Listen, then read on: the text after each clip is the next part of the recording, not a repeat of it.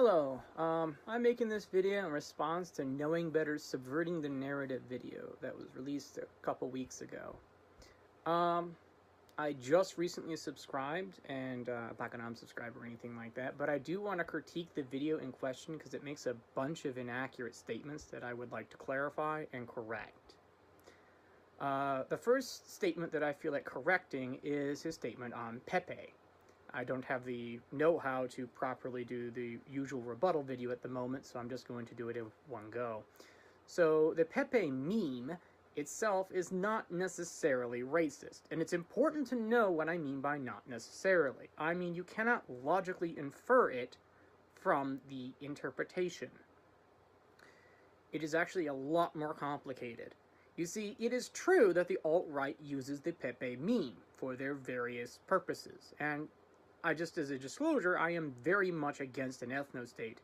I do not like ethno-states. As a general rule, there are a few exceptions, but as a general rule, I really don't like ethno-states unless they're like democracies or something like that. Like Israel is a state that I can get behind.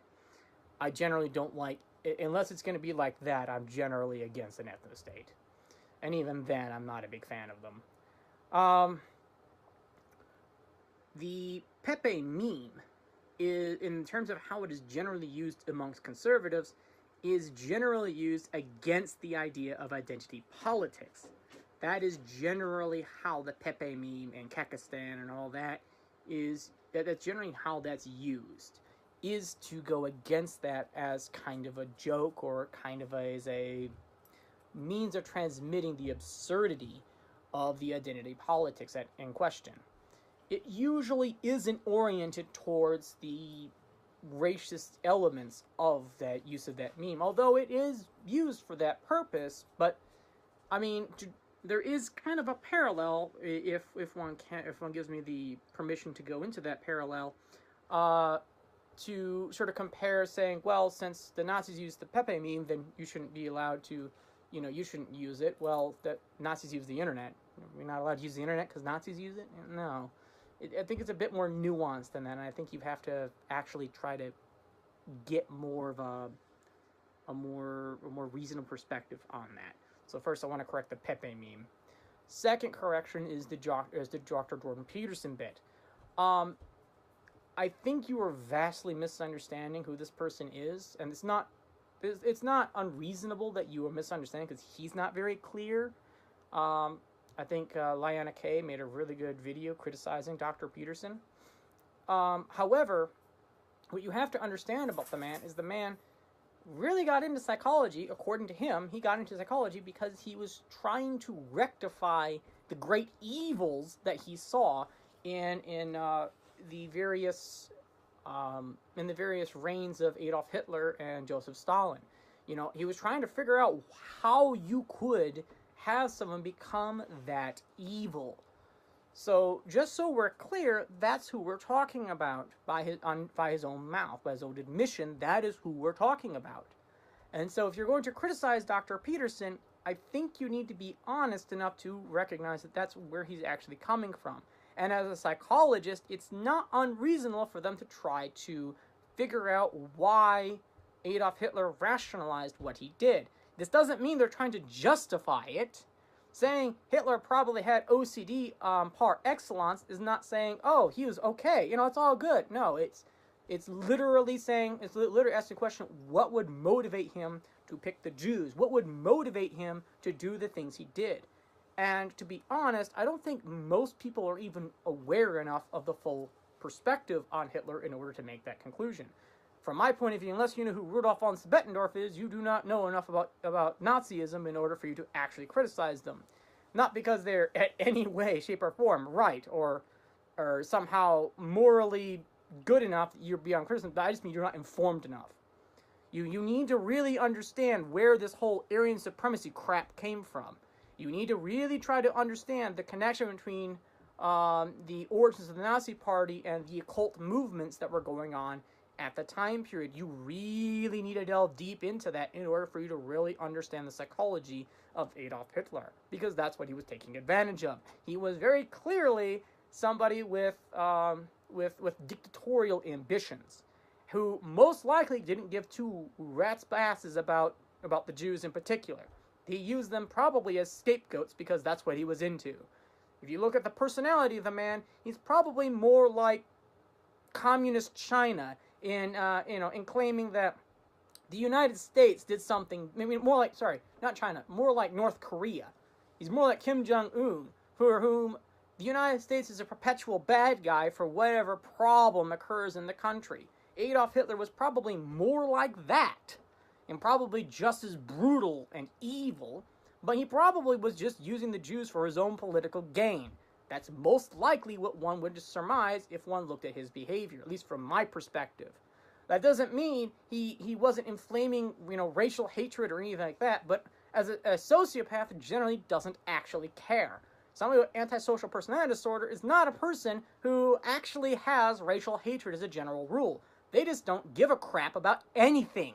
They really don't care. For them, torturing an animal or torturing a human is morally equivalent, it's also more equivalent to eating an orange.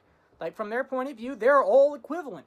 And so trying to say, well, this person hates you or something, it seems a little off. No, the person's just evil.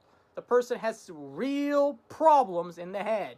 That person is not necessarily having a political belief that holds water. And so someone like Adolf Hitler, who I think is a good case could be made that he was an antisocial, he had antisocial personality disorder, or perhaps he had, perhaps as Dr. Peterson says, he has OCD or something. I don't know. I'm not a psychologist, but trying to analyze this man is not the same thing as agreeing with him. Just because you're trying to rationalize his behavior to try to figure out where the hell he came up with these nonsense ideas does not infer that you agree with the rationalization or that you think it's a good thing. This is a very important distinction. I mean, otherwise you'd have to believe that Freud was literally advocating for people to rape their mothers. No, he was trying to figure out why people thought a certain way. He was trying to figure out what was actually going on in people's heads. You don't think that this guy was like, oh yes, rape your mother and kill your father. Yeah, that sounds like a great idea. No, he was saying, well, this is what I think was going on in the psyche of the people I'm talking to. He was trying to psychoanalyze them. So this isn't abnormal or odd or off. This is totally normal and reasonable as a psychologist. And so it's very disingenuous for you to try to take videos of Dr. Peterson like that and not make that clear. That this is a gentleman who's trying to figure out why it is Hitler was doing what he was doing.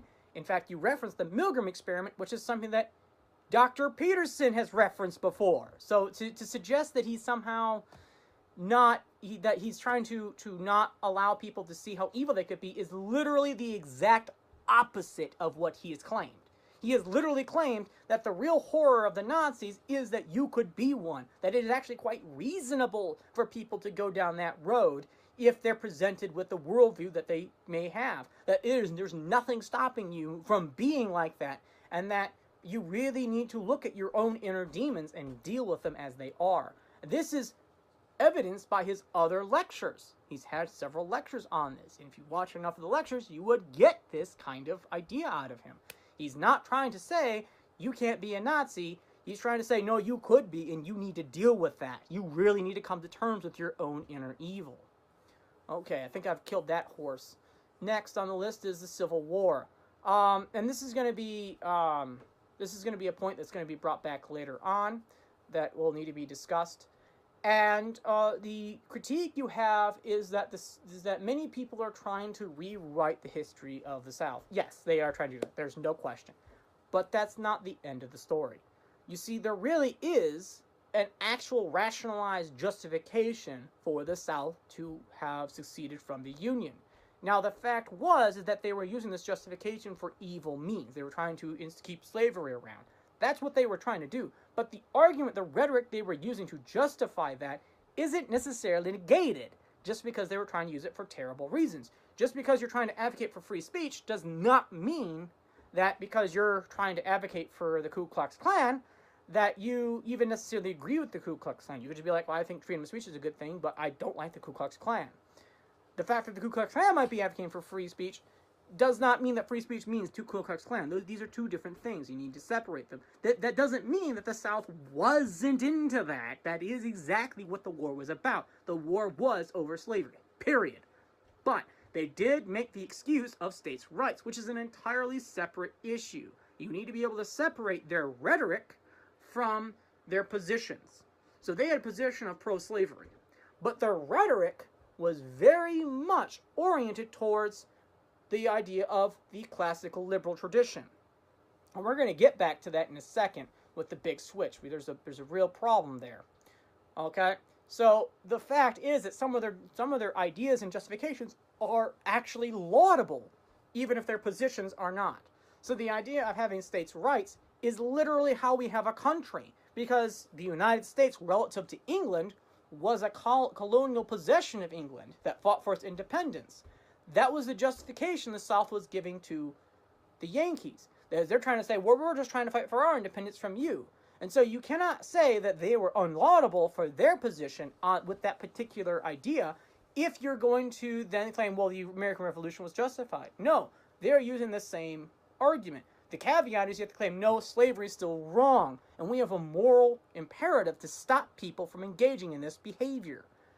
That is the argument you should be trying to make, or something of that caliber. Not necessarily that argument, but some similar argument. And that would be a very justifiable argument. Say, look, yes, you should have states' rights, but you are not allowed to infringe upon the rights of your citizens. It doesn't matter that you're trying to have states' rights. You're not allowed to infringe upon the rights of your citizens.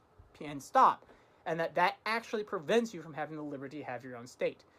That would be a good argument. Trying to claim that states' rights are a dog whistle is not exactly accurate. It is true that someone will have parallel positions. That is, it is true that you will occasionally have a position shared by what you might consider a reprehensible person. Like, both communists and normal people are against racism. But I am not a communist. I hate communism. You know, I believe in a nation. I believe in the existence of the state. That does not make me a fascist. I don't agree with the fascists. Just because I have a position that they have does not mean that I agree with their ideology. Otherwise, I'd have to be a communist and a fascist, which is literally impossible. So, no. Just because you have a position that you happen to share with an element that you despise does not necessarily mean you have anything in common with that element. And so, and we're going to get to that in a second when we get to your conclusion about, positions. Actually, I think we'll just do that right now. The fact is that just because I have a position that Nazis might like, or I have a position that leftists might like, or whatever it might be, does not in any way, shape, or form mean anything about me. That means something about them, not me. My position is, I believe in freedom of speech. I believe in freedoms practically absolutely.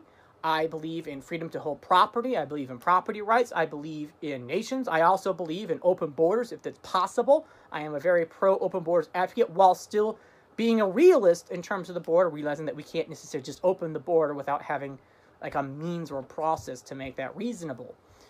I am primarily for a universal basic income. I am for a lot of these causes that might be considered left or right wing. That doesn't mean that I agree necessarily with the rest of the party platforms. So you can't lump people into that. That's not reasonable. It is a corollarial extension of argumentum ad hominem. That is, because someone happens to be in a group, or so you might be politically allied with a group of people, that he necessarily agrees with that group of people. No. The fact is that if you believe in America as a nation, you have something in common with the alt-right. Both of those two groups believe in American nationalism. Like, that's literally what they have in common. That does not mean at all that you have anything else in common with these people, or that you agree that there should be an ethno-state or anything like that. That's pure nonsense. That is not a fair comparison. I believe in the United States as a nation state. I think that it's good for us to have a national integrity, that we should have a civic nationalism where, American citizens are treated as a primary focus by our government. I think that's a good thing. I'm not an absolute nationalist. I don't think we should always be doing what's in our best interest at the moment. I think we should do things that are best for democracy, but that's my particular brand. But an actual nationalist is not necessarily someone who's against, the sort of liberal ideas. It's someone who wants to preserve a national identity or even national borders, whatever it might be. So you need to correct yourself on that. That is not a reasonable thing to do, because if you want to be fair, communists would support some of the things you say. And you aren't a communist. I'm sure of it. That would be an extremely unfair comparison. You are not a Marxist, okay? You're not planning on going to murder the Russian royal family. That's not really your political opinion.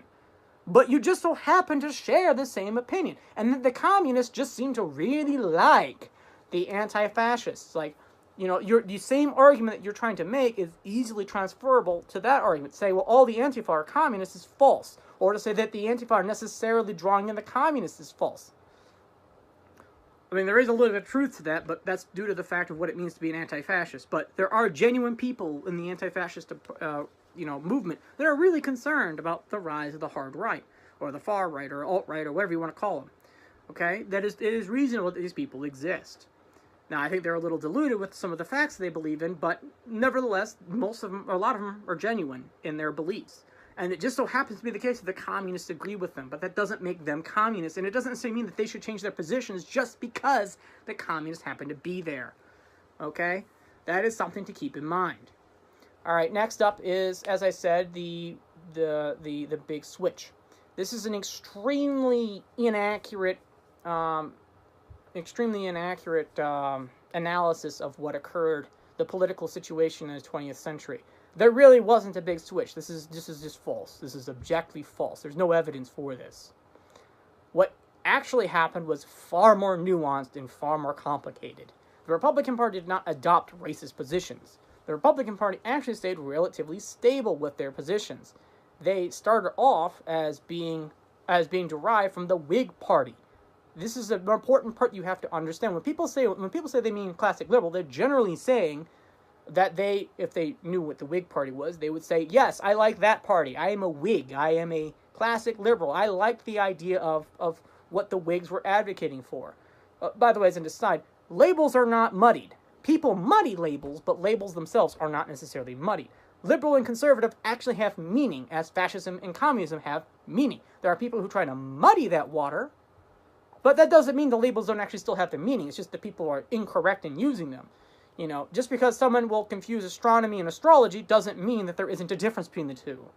There is a very clear difference in what one thing means and what another thing means. And the idea that just because some people are confused as to what that means has nothing to do with the definition. That's not at all how that works. But yeah, back to the big switch. By far and large, the majority of the party switching was primarily over economic benefits. The fact is that Black Americans in the early 20th century switched to the Democratic Party in large numbers, primarily to get benefits from the New Deal as a result of the Great Depression. That's primarily what happened. And this trend has continued till about today, till it's starting to go in the other direction.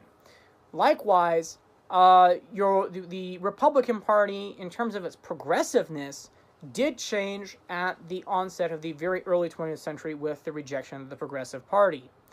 That is the Bull Moose Party, which was started by Teddy Roosevelt as he separated from the Republicans. So these two different trends, that is the sort of the exodus of large members of the black community, the Republican Party, and the rejection of progressivism of the Republican Party, is actually what's going on. But the Progressive Party, it was not the Republican Party. The Republican Party just happened to have progressives in it. It actually was derived from the Whigs. It actually has a lot more to do with the Whig Party than it does with any progressive agenda.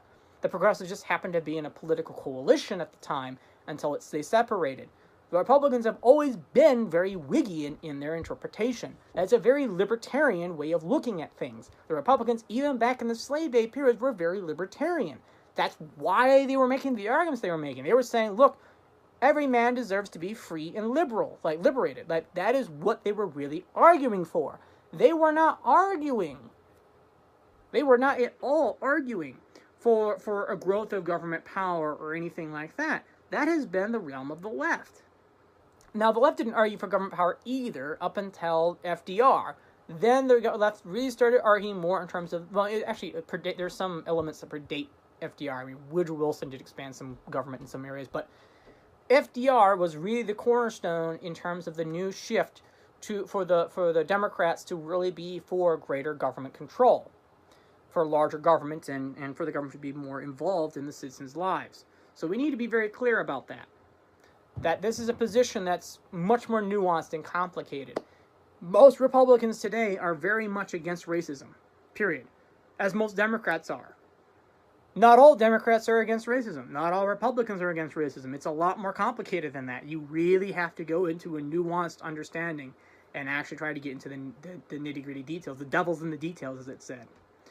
Okay, so we covered the big switch.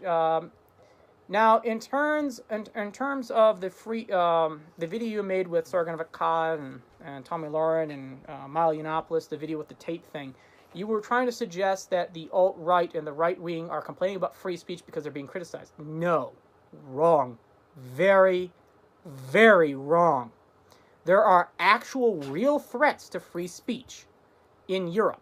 Like actual problems. As in, if you criticize the religion of Islam in a certain way, you can actually have civil infractions put against you. You could possibly even be put into jail for it. Okay, that's a real problem that needs to be dealt with. That's not people being mad at you or people protesting. No, that is literally the government saying you're not allowed to say these things or we will punish you. Okay? The government of Germany will punish people for having certain positions about refugees, saying, hey, look, I think the refugees are increasing the crime rate. That is possibly a civil infraction that means that you can get punished for that. In Germany, that's a real problem. That is an actual infringement on free speech. That is an actual, literal infringement of free speech. Under the guise that hate speech is not free speech, which is ridiculous. The idea that I can say, look, I think, Muhammad was a horrible human being. It's totally reasonable for me to say, I think that he was a horrible human being. That would be considered hate speech by some people. I mean, that sounds ridiculous. What, you mean you can't say that you think that this ancient person was a horrible human being? What? Yeah, that's an actual form of hate speech by some people's definitions because that's anti-Islam. Never mind the fact that you might not even be against Muslims. You might think, well, I think Muslims are great people. I don't see anything wrong with it. I just think that their prophet was a horrible human being, And so you could, again, it's not anti-Semitic to say, well, look, when one of the prophets in the Bible, let a bunch of bears eat a bunch of kids, I thought that was pretty messed up. I think that's wrong. That person was evil. That doesn't make you an anti-Semite. No, you're just saying, look, I think there's something wrong with your religion. I don't actually think that. I have a very nuanced view on that particular issue, but we're not talking about my theology. The point is that when you criticize someone's holy person or whatever, that doesn't mean you hate the people. But yet there are many laws being written right now that actually literally make it wrong, make it illegal to do that exact thing. And that is a real problem. That is an actual issue that needs to be discussed and is being covered up by people who are apologizing for these tyrannical governments doing exactly that. It doesn't matter the fact that you are like, well, we need to be more tolerant of Islam. I agree. We do need to be more tolerant of Islam. But there are these very, very insane laws that are being passed that are to be rejected. I mean, seriously, you should listen to some of the material from Majid Nawaz. He's a profound thinker and intellectual in this particular problem. There are real issues with these laws being passed, and they need to be rescinded, and they need to be fought at every twist and turn. We need to make sure that people have the right to criticize religion. This is not a problem. This is not an illiberal position to say, no, I think you should have every right to criticize whatever religion you want, whether it's Christianity, Shintoism, Shirinkyo, or whatever it might be. You should have the right to criticize that religion. As long as you're not trying to advocate violence against the followers of religion, you should be free to criticize religions you see fit. That is an actual freedom that is being taken away in the name of tolerance to Islam. That is an actual problem that needs to be dealt with.